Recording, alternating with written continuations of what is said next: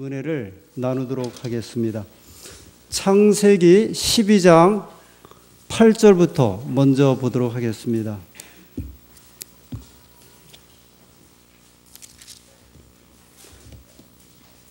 창세기 12장 8절.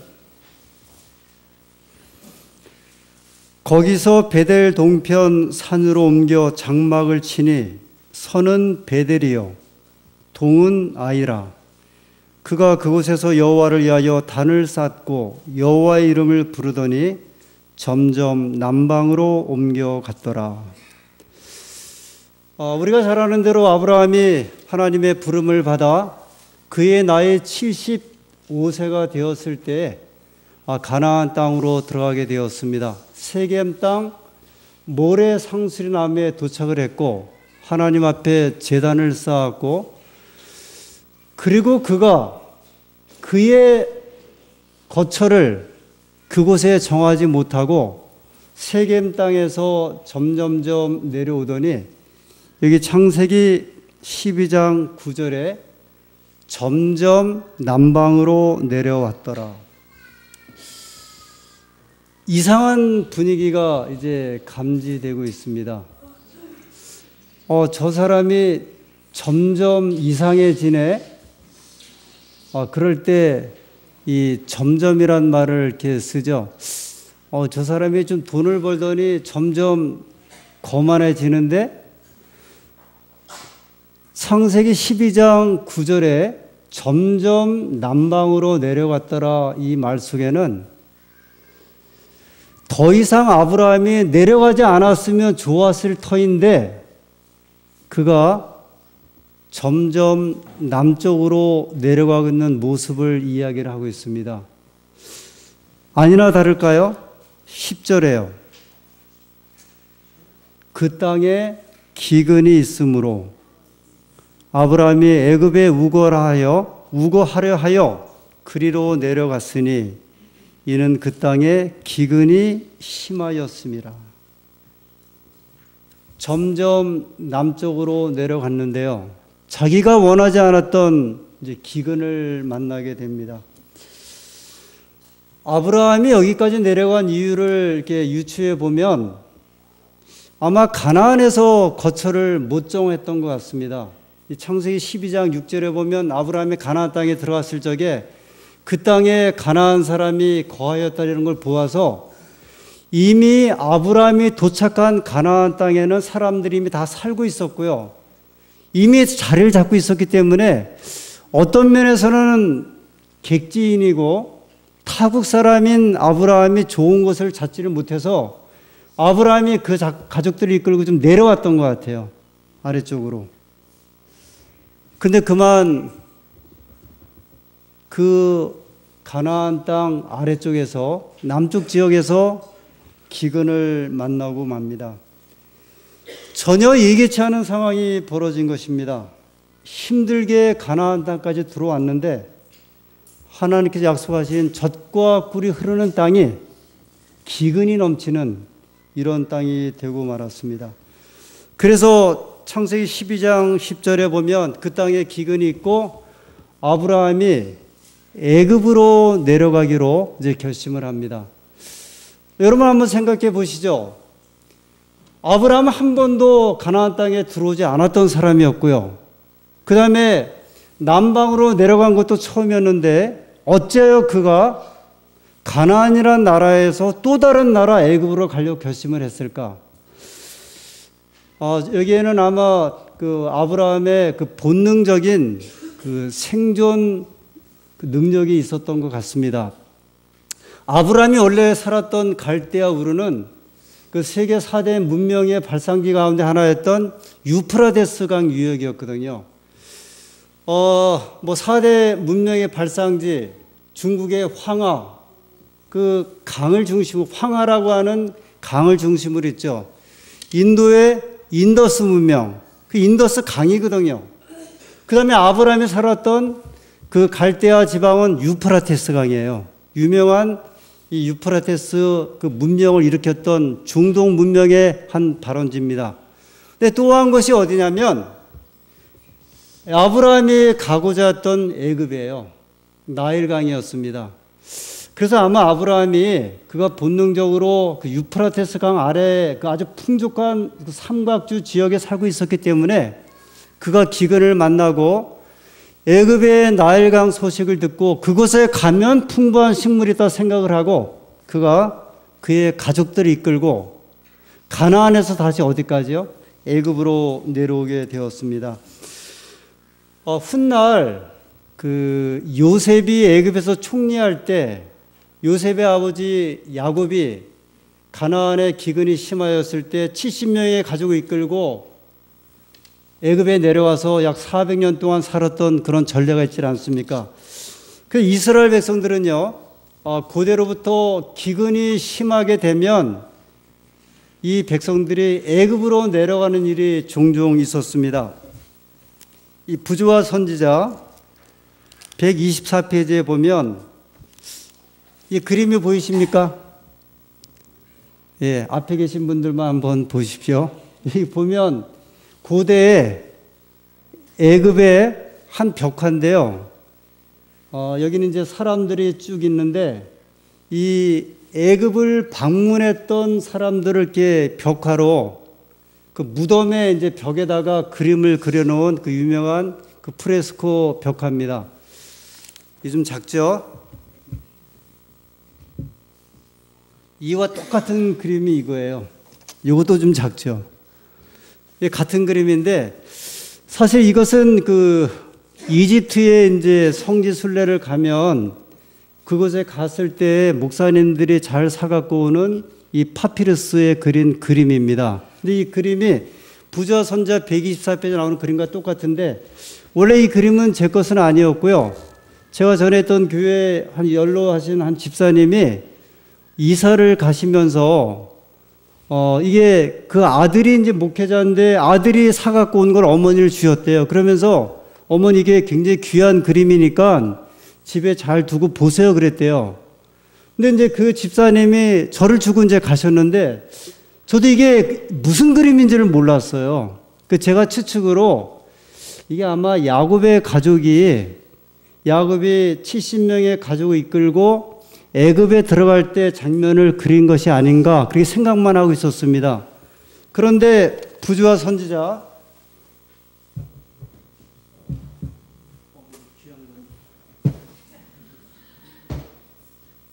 여기 124페이지에 보니까 지금부터 3800년 전 그러니까 아브라함 때예요. 아브라함 당시에 가나안 사람들이 장사하기 위해서 내려간 사람들이래요. 그러니까 이미 그 아브라함 당시에 가나안에 살고 있던 장사하는 사람들이나 아니면 어떤 뭐 무역, 그 다음에 뭐 교류하는 사람들이 종종 애굽이 워낙 큰 나라였기 때문에 내려갔습니다. 근데 그걸 이제 그림을 그린 건데 정상적인 일대뿐만이 아니라 특별히 기근이 심할 경우에 이 가나안에 있는 사람들이 애굽으로 내려가서 그 나일강 유역에서 자라는 풍부한 그 식물을 먹고 기근이 끝나면 가나안 땅으로 들어오게 되었습니다. 그것을 아마 아브라함이 알고 그는 어차피 지금 거처도 없는 사람이고 예를 들어 남쪽에서 기근을 만나면 자기 집이 저 북쪽에 있으면 올라가면 될 터이지만 그는 이미 고향을 떠난 타향살이하는 사람이었기 때문에 그가 그것으로 올라가질 않고 어디로 내려갔냐면 더 가까운 애굽으로 마침내 내려가게 되었습니다. 그런데 점점 남방으로 옮겨가고 그 다음에 그 땅에 기근이 있고 이제 문학적인 면에 이렇게 점층적으로 보면 분위기가 이렇게 밝아지는 것보다는 어두워지는 분위기가 이제 이 장면을 통해서 그려볼 수 있습니다. 점점 그가 한 곳에 거처를 정하지 못하고 점점 내려가는 것조차도 사실은 이제 성경에서 보면 애굽으로 내려갈 때 경험을 이렇게 좋은 경험으로 이야기하지는 않았어요. 나중에 요셉이 애굽에 팔려갈 때에도 내려간다는 표현을 이렇게 성경은 쓰고 있어요. 지금 아브라함이 점점 남방으로 옮겨가서 애굽으로 내려가는 것 자체도 분위기가 밝지는 않은데 그곳에서 기근을 이제 만나게 되고 그 다음에 11절에 그가 애굽에 가까이 이를 때 그 안에 사례더러 말하되 나 알기에 그대는 아리따운 여인이라. 애굽 사람이 그대를 볼 때에 이르기를 이는 그의 아내라 하고 나는 죽이고 그대는 살리리니 원컨대 그대는 나의 누이라 하라. 그리하면 내가 그대로 인하여 안전하고 내 목숨이 그대로 인하여 보존하겠노라 하니라. 이거 우리가 이게 종종 듣는 좀 치사한 장면이 여기 이제 좀 등장을 하죠. 이 이야기는 뭐냐면 이제 아브라함이 자기 아내를 누이라, 여동생이라는 표현이거든요. 여동생이라는 표현은 거기서 그치는 것이 아니라 이 아내가 애굽에서 다른 남자에게 간다고 하는 것을 지금 이렇게 이야기를 좀 하고 있어요. 뭐하러 애꿎게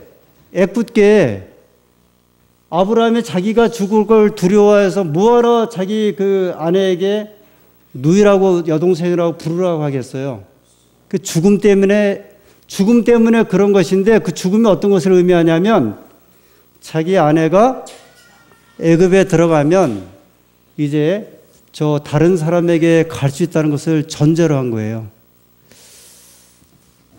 이제 하나씩 한번 생각해 보겠습니다.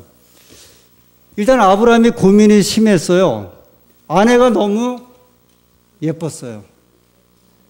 뭐 미인 방명이란 말도 하고요. 미인은 장수하지 못한다는 말도 하고요.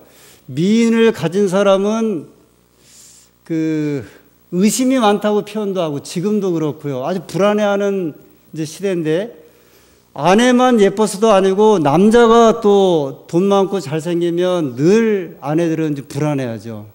근데 지금 아브라함이 이제 그런 경험이 되었어요. 이가 고민이 무슨 고민이었냐면 아내가 워낙 예뻤기 때문에 애굽에 들어가면 사람들이 자기를 죽이고 아내를 차지할 것이다. 근데 아내만 데려가면 괜찮은데 누구를 죽이는 것 때문에 지금 염려를 하는 거예요. 자기가 죽는 것 때문에. 근데 이때 사라의 나이가 65세였거든요. 65세가 얼마나 예뻤을까? 이 당시는 지금 사는 사람보다 2배는 더 살았어요. 수명이. 사라가 127세에 죽었거든요. 그러면 반 정도 살았으니까 더군다나 사라는 아이를 낳지 않았던 사람이니까 오늘날로 말하면 아마 40대 정도의 여인으로 생각하시면 요새는 뭐 60대 여자도 이렇게 운동하니까 막 30대 몸을 보일 정도로 그러니 이제 사라가 염려가 이제 되었습니다. 그래서 누이라 하라고. 근데 사실은 이제 이런 풍속이 조금 지나면 그 소돔과 고모라 성에 바로 이제 얼마 지나서 창세기에 보면은 하늘의 천사들이 그 사람의 모습으로 내려와서 롯의 집에 들어가니까 동네 사람들이 뭐라 그랬어요? 문을 막 두들기면서 그 남자들을 내놓으라 그랬잖아요. 그게 이제 동성에 대한 의미잖아요.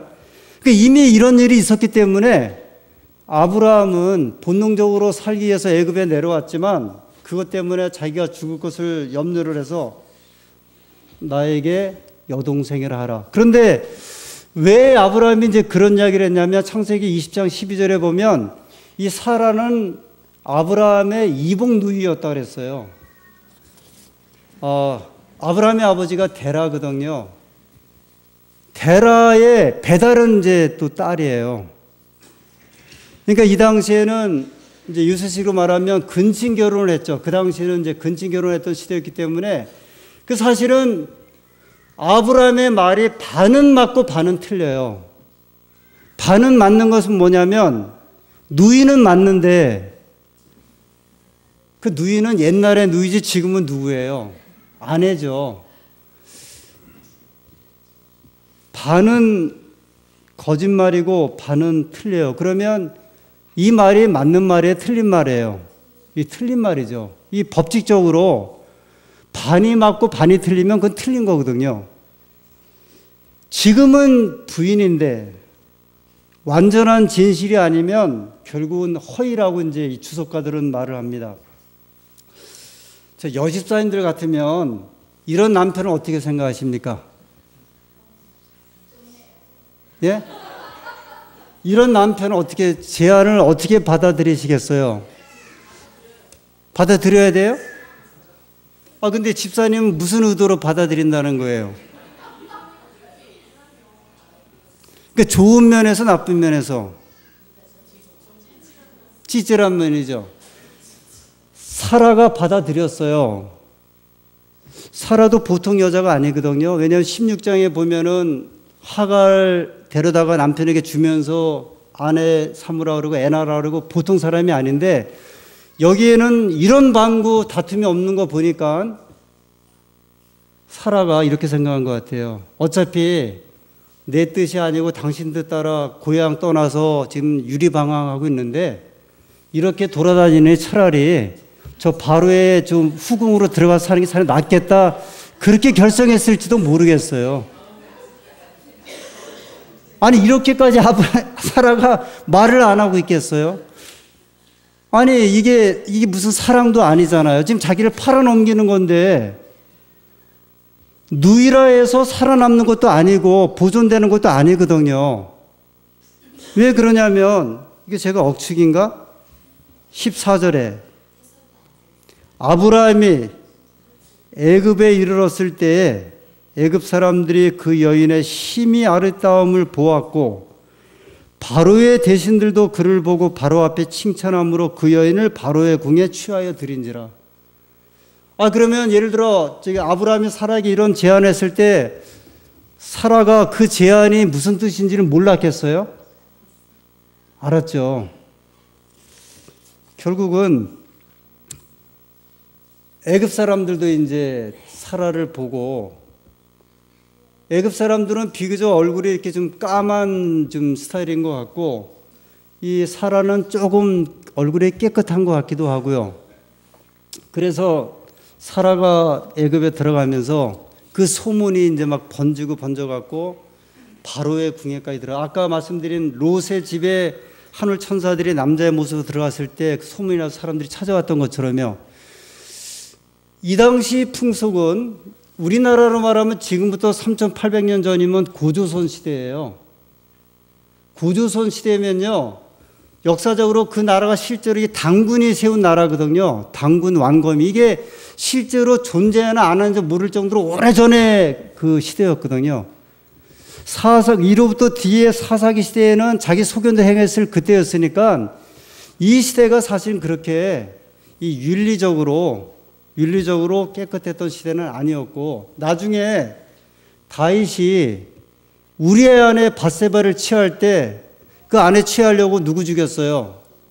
우리아를 전쟁터에 보내 맨 앞에 서게 하고 죽이게 했잖아요. 자기 충신도. 그런데 애굽 사람들이 예를 들어서 이 바로는 뭐 우리나라 조선시대에도 보면은 궁에 후궁들이 이렇게 그 궁녀들이 많았던 것처럼, 이 시대에도 이제 정실 부인이 하나가 있다고 하면 하렘이라고 하는 그런 지역에 세계 여러 나라에서 온 후궁들을 이제 강화 조약을 맺어서 데려와 있기 때문에 이 사라를 취한 거예요.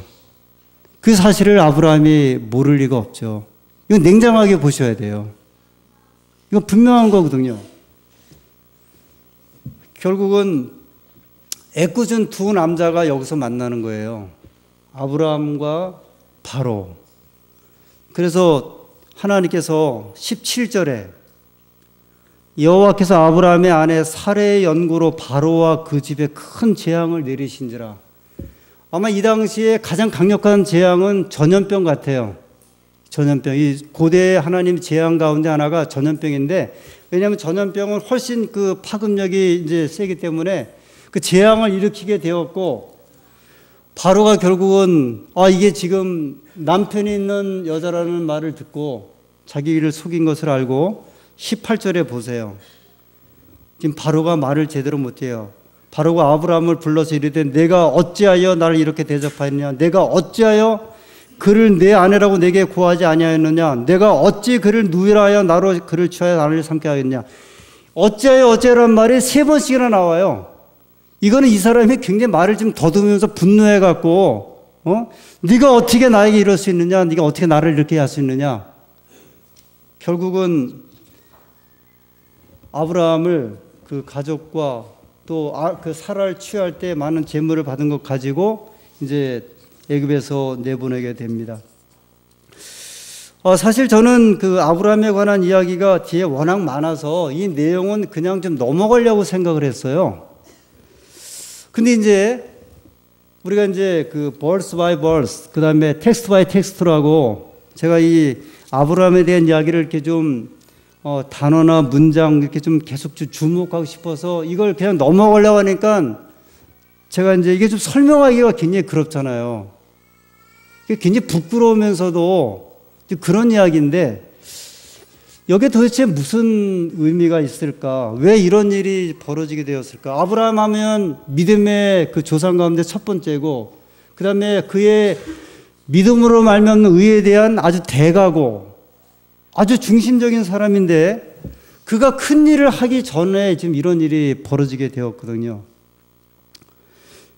아브라함이라는 인물이 주는 중요성, 그 상징성, 그를 통하여 메시아가 이제 이루게 되는 어떤 그 조상에 대한 의미가 있는데 그는 가나안에서 자기의 뜻을 펼치기 전에 여기서 이제 발목을 잡히게 됩니다. 저는 여기에 대해서 한 두 가지로 좀 교훈을 얻고자 합니다.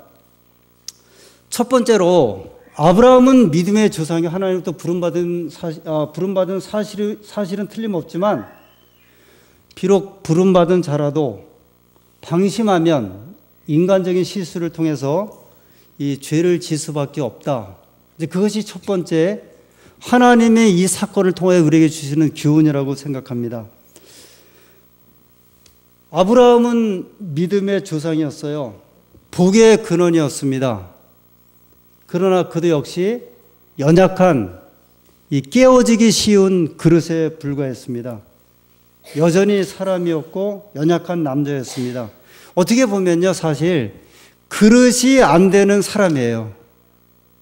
이 아브라함의 행적을 보면 12장부터 22장까지 아브라함의 행적이 나오는데 그 중에 6가지는 아주 칭찬받을 일을 했고 그 중에 4가지는 또 이 시수와 죄를 저지르는 일을 보면서 아브라함은 결코 그가 이게 그 생애의 시작을 할 때 그렇게 본받을 만한 그런 인물은 아니었습니다.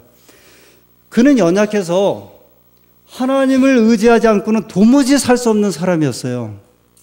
그는 불안한 사람이었고요. 그는 어디 가든지 연약한 사람이었습니다. 여러분 한번 낯선 곳에 떨어졌을 때 한번 생각을 해 보십시오.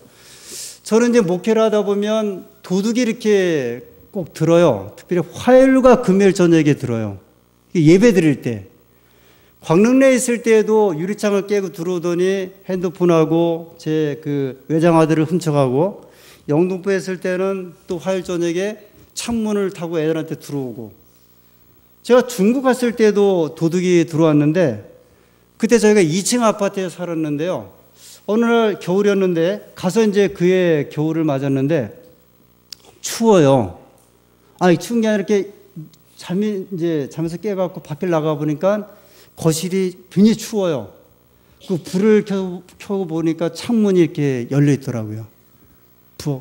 순간적으로 제가 주방으로 뛰어가갖고 식도를 들었어요.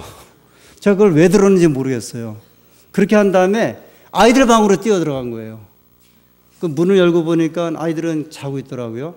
그래서 이제 우리 집사람을 깨워서 봤더니 안방까지 도둑이 들어와갖고 자고 있는 사이에 그 걸려있는 집사람의 백을 이제 가져가고, 거실에 제 서재에 갔더니 제가 그 중국 갈 때 사갖고 간 그 잠바, 검은 잠바 하나를 또 오리털 잠바 하나를 또 가지고 그냥 내빼버렸어요.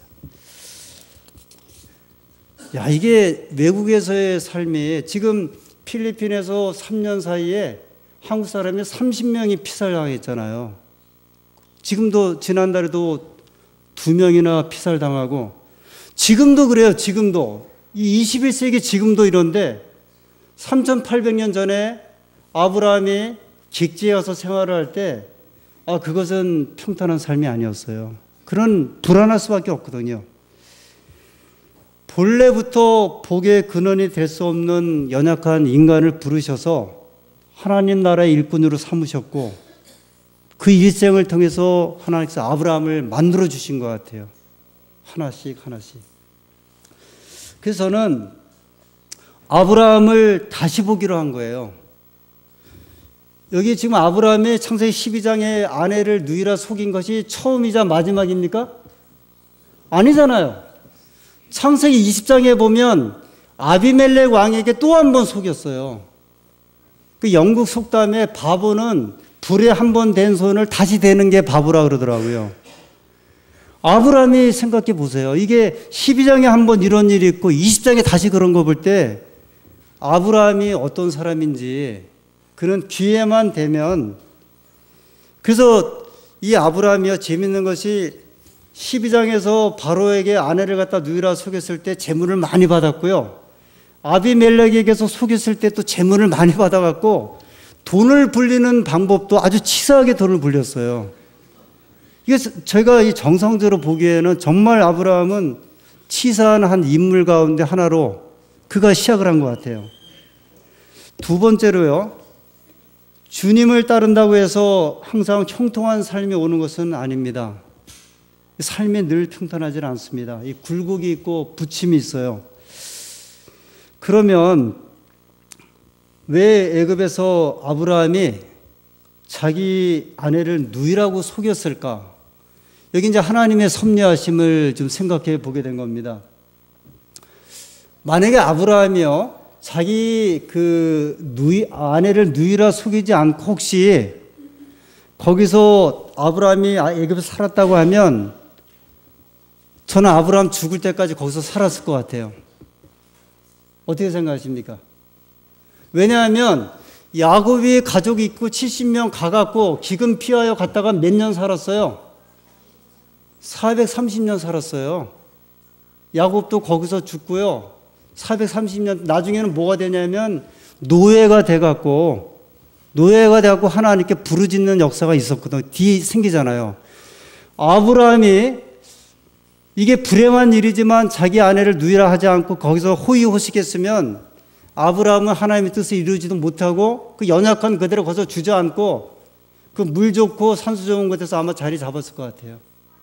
그래서 하나님께서 저는 여기를 이 연약한 아브라함을 살리시기 위해서 그가 자기 아내를 누이라 속이게 되고, 이게 일석이조라고 해야 될지 모르겠는데요, 임도 따고 뽕도 따고 하는 식으로요, 재물도 없고 자기 모든 어려움을 해결하고 빠져나오는 그런 형편이 되고 마른 거예요. 때때로 하나님께서는요, 우리가 이제 하나님의 뜻이라고 이야기를 하면서 뭘 하지만 많은 경우에는 우리들이 하는 일을 보면 다 대부분이 자기 뜻이에요. 한번 우리 무슨 결정하는 거, 어떤 일 하는 거 보세요. 다 자기가 결정한 다음에 하나님께 어떻게 해요? 기도하잖아요. 도와달라 그러고.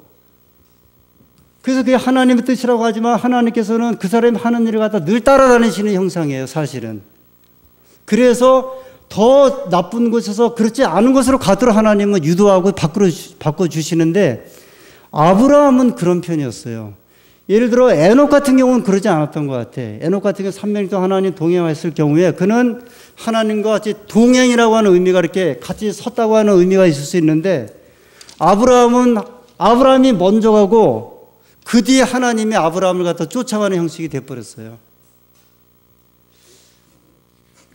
하나님께서, 그는 연약한 한 인물이었기 때문에 그를 끄집어내기 위해서 이 일이 벌어지고 결국은 하나님께서 아브라함을 이끌어내게 되셨어요.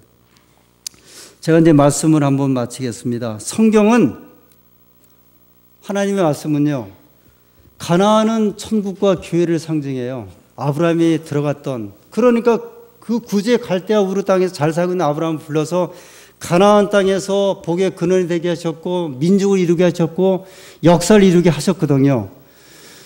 우리가 지금 이 땅을 영적인 애굽이라고 이야기를 해요. 하늘나라는 영적인 가나안이라고 이야기를 하거든요. 우리가 이 땅에 머물러 있는 백성이 아니라 영적인 애굽에서 하늘 가나안으로 향하여 가고 있는, 소위 하늘 가는 도상에 있는 백성이라고 이야기를 합니다. On the way to the heaven 그러거든요. 그러니까 여기에 정착하는 백성이 아니라 계속 진전하는 백성이. 그래서 화이트분이 계시 가운데 출애굽 문제 보면 하나님 백성들이 계속 역사적으로 보면 늘 이렇게 텐트 치고 집 짓고 머물러 있는 백성의 모습으로 계시를 보신 것이 아니라 늘 행진하는 모습이었어요. 이렇게. 그러니까 앉으면 죽고 그다음에 이제 떨어지고 하늘 향해서 늘 걸어가는데, 성경에서 가나안은 천국과 기회를 상징하고 애굽은 세상을 상징합니다. 그래서 아브라함이 애굽에 가서 고난을 당한 것은 하나님 백성이 하나님을 떠나면, 그래서 세상으로 가면 곤경에 처하고 수치를 당한다는 교훈을 우리에게 주고 있습니다. 하나님의 백성들이 어렵다고 하나님과 교회를 떠나는 것은 마치 뭐와 똑같으냐면 물고기가 물을 떠난 것과 똑같습니다. 물고기가 물을 떠나면 어떻게 됩니까? 죽습니다. 여러분, 하박국 선지자가 이렇게 고백하지 않았습니까? 비록 무화과 나무가 무성하지 못하며 포도나무에 열매가 없으며 감람나무에 소출이 없으며 밭에 먹을 것이 없으며 우리의 양이 없으며 외양간에 소가 없을지라도 나는 여호와로 말미암아 즐거워하며 나의 구원의 하나님으로 말미암아 기뻐하리라. 이게 이제 이 땅에서 영적인 애굽에서 하늘 가나안으로 가는 하나님 백성들의 고백이 되어야 합니다. 그리스도인은요, 하박국 선지자처럼 재물과 명예와 권세를 혹시 이 땅에서 소유하지 못해도 천국 백성이 되었다는, 하늘 백성이 되었다는 한 가지 그 이유만 가지고도 평생 감사하며 살아갈 수 있습니다. 인생에는 어려운 순간도 있고 형통할 때도 있습니다.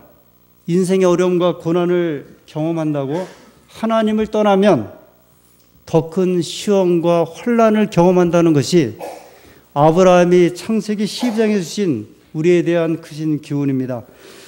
하나님의 은혜가 오늘 이 말씀을 듣는 우리 모두에게 하나님께 늘 충성하는 백성이 되기를 결심하는 귀한 시간이 되기를 간절히 소원하면서 말씀을 마치겠습니다.